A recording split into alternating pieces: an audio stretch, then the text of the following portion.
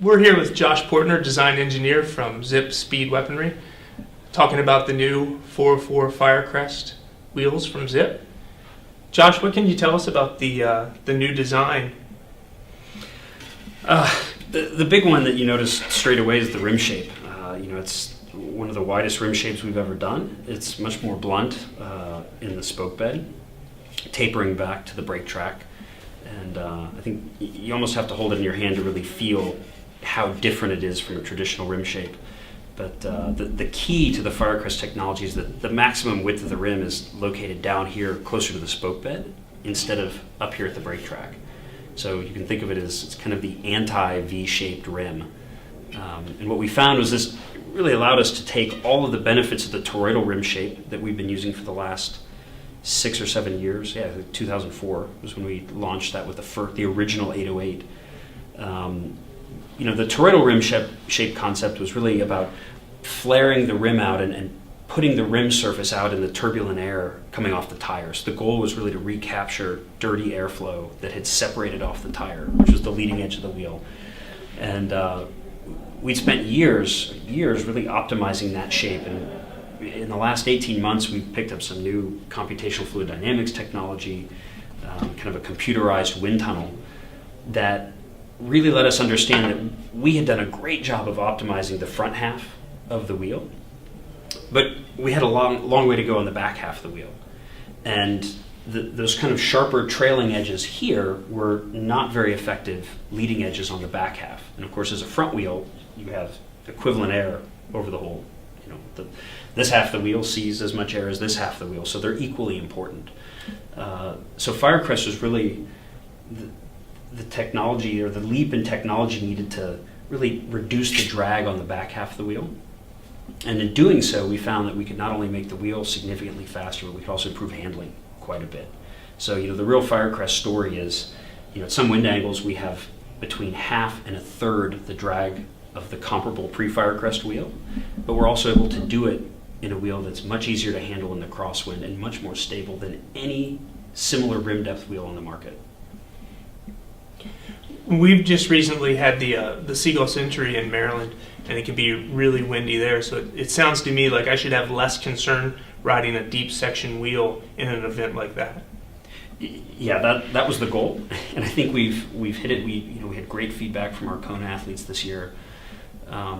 Exciting for me was particularly some of our smaller triathletes, and particularly a lot of the women triathletes were coming back and saying, I rode a 404 when I never thought I could go deeper than a 303. And we had a number of our athletes go 808s who had never thought they could go deeper than a 404, and the consensus really to one of them was, wow, I rode the 808 and it was better than the 404 that I usually ride at Kona, or I rode the 404 and it was way easier to handle than my 303 of a couple years ago.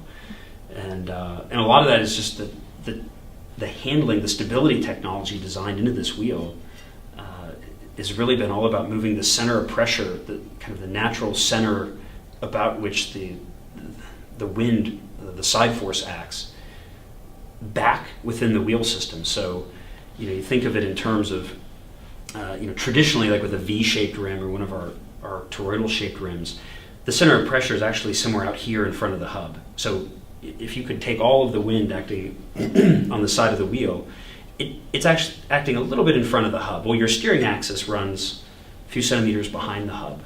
And so what you create is this natural, this moment where if I'm pushing from this side, I'm also steering the wheel to that side. So you have this small little lever arm, and the wind can act. There's like a little torque wrench. And with Firecrest, we found that by really changing this leading edge shape, we could maintain better airflow attachment on the backside and generate a little backside lift on the back half. And that basically pulls the center of pressure back within the wheel. So like in the 404, you've got a center of pressure that's pretty much right in the axis of steering. And so the side wind here is pushing on the wheel just as it always did, but now it has no leverage. It's like we've taken the torque wrench away. I tell people it's, if I give you a 1 foot torque wrench and I gave you the bit that we put in the torque wrench, you guys may be equally as strong, but the amount of work you can do is totally different because you have leverage and you don't. And that's essentially what we've done here. We've taken the leverage away from the wind. In the 808, the center pressure actually slightly runs behind that steering axis. So you have this slight kind of counter steering force that really adds to the stability of the wheel. We've had universally incredible rider feedback on this. The wheels ride unlike any deep section wheel that we've ever made, and certainly unlike any deep section wheel that anyone else has ever made. And the exciting part of it is those side winds that are where the wheel is running more stable than ever has before, the wheels are also running with less drag than they've ever run before. Like I said, in some cases between half and a third of the drag of some of the old wheels. So it's a pretty dramatic change both in terms of speed and where you're likely to use the wheel. We've always said, like when we used to make the 3-spoke wheels back in the 90s, it was a really fast wheel in high wind, but that's exactly the condition where you would show up at your event and leave that wheel in the car. And if you're not going to ride it, it's not making you any faster. And that was really kind of the set of goals behind the Firecrest technology. Make it faster, make it handle better, make it more stable. It sounds like with that pressure wave behind making the wheel self-correct, that might also be a benefit if you're descending on hilly terrain. Yeah, for sure. I mean, the wheel is much more stable. We've also done a lot of work with the harmonics of the air. There's a vortex shedding that occurs, particularly in this spoke bed area in the front half of the wheel. And some of our CFD technologies have really let us understand the way this airflow sheds off. And one of the things that happens in a crosswind with a sharp trailing edge here is, I like to kind of analogize it to, if we put a bunch of runners in a hallway and you have a 90-degree turn or even a small radius turn at the end, and you make all of them run as fast as they can and they all have to turn that 90. And what happens is they all crash, right? Someone pushes someone else into the corner and it's a big pileup. And that's kind of what's happening with your air molecules is they're coming across. If they get to a sharp edge here, they start to stack up. And then eventually there's enough of a little pressure build that it releases. And then they build up and they release. And so you have this little harmonic that sets up. And if you've ever owned a old car from the 60s, with a round antenna, you'll know, some speed on the highway, 60 miles per hour, the thing starts vibrating sideways. Man, I'm going 60 miles an hour. Why isn't it kicked back? It's going sideways. Well, you're getting the same effect, this vortex shedding. A vortex sheds off one side and that sets up one that sheds off the other, and you have an induced harmonic in this antenna. And that happens, not quite to that extent, but a similar thing happens with the wheel. You get a little one set up here at the trailing edge, a little one set up here at the trailing edge.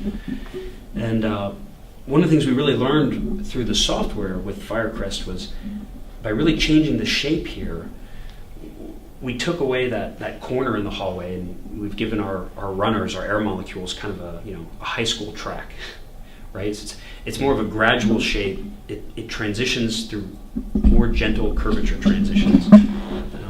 Those runners, they crowd each other, they bump each other, they violate their lanes. It's not necessarily pretty, but they all make it through. And when they all make it through, you totally change this harmonic picture. You don't get these pressure waves building up. And particularly at descending speeds, at really high descending speeds with a lot of crosswind, that's one of the things that can lead to some of those scarier, the shimmy type situations, where it just feels highly unstable to the rider. I mean, that's not side force. That's not this sort of wind side force. Those are forces out here, essentially vibrating the wheel. And that's, that was one of the exciting things that a lot of our pro athletes, picked up and told us about, from Kona, from the mountain stages in Europe. Those guys are hitting some pretty serious speeds, and the feedback has universally been, this is the most stable and most comfortable I've ever felt at those sorts of speeds. And that's very much on purpose. Speaking of high-speed descending, I like to ride a good bit around Frederick County, Maryland, where we have really long, steep climbs and descents. And as I've gotten older, I've become a more cautious descender. Should I have any concerns riding carbon fiber rims when it comes to braking? Yeah. It depends on what product you're riding. With this product, no.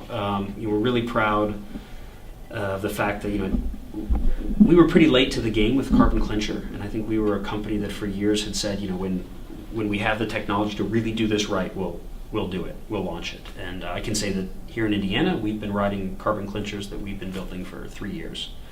Now that was not product I would sell to you in Colorado, or particularly hot climates, or if you're taking it, maybe you live here in Indiana, but you're going to take it to do La Top de Tour in the Alps. That we were not ready for that, and I think there's a lot of product on the market today that's not ready for that.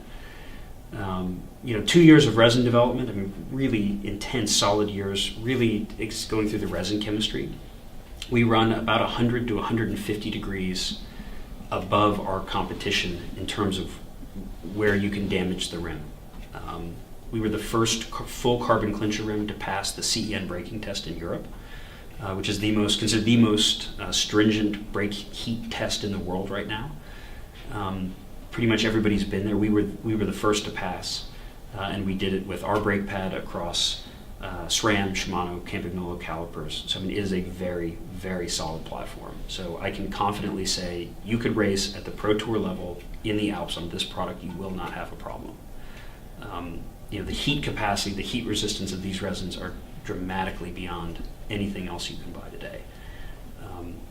And then in terms of descending stability, both the tubular and the clincher, you probably noticed, our clincher is a 16 1/4 tire bead width. That's between 1 1/4 millimeters and 3 1/4 millimeters wider than most.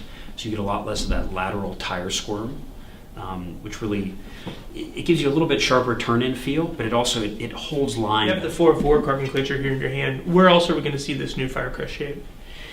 Right now we're 404, 808 is here. 808 Firecrest Clinchers are shipping. Huge excitement. Obviously, we just had a Kona victory, the first actual use in anger of the 808 Firecrest product, and we did pretty well with it. I will say honestly that when we developed this first shape, the first thing we did was knock out a bunch of prototypes at every depth we make and go back to the wind tunnel, and we found that we really couldn't make it work with a 1080, and it was no faster than the current 303. A lot of the thinking behind this was already executed in the current model 303. In terms of some center of pressure and some of the harmonics, that was really where we were learning, kind of cutting our teeth on some of these new computational methods and technologies. So I can't say really with certainty where it'll be next. I think for me the excitement is, we've now identified really new modes of stability, modes of handling. We've been able to link things that we see computationally in the computer to actual road feel. And now that gives us a whole new set of tools that we can design with going forward to really refine some of these ideas, even further than we have now. So I would say, 404 and 808 might be the only Firecrest rims in the line ultimately, but the Firecrest thinking will, over the next few years, probably go everywhere. Great. All right. Thank you, Josh. That was Josh Portner, design engineer here at Zipp Speed Weaponry in Indianapolis, Indiana. And you were learning about the new Firecrest 404s and 808, which you can purchase today at RaceBase.